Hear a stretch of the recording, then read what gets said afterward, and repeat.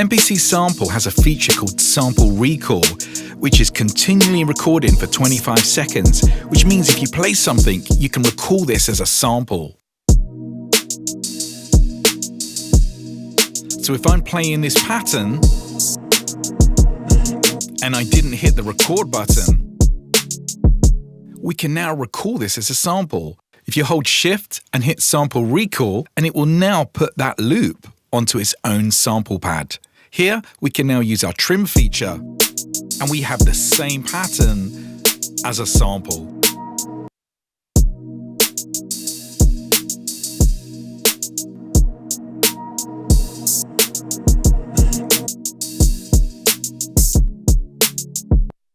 Now let's zoom in, and we'll just chop up the sample and get it right on the transients.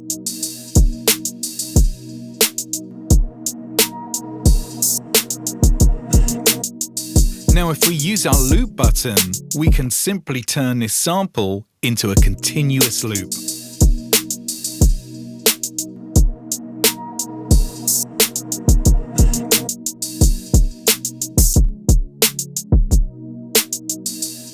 Now let's add a filter and take this down to lo-fi.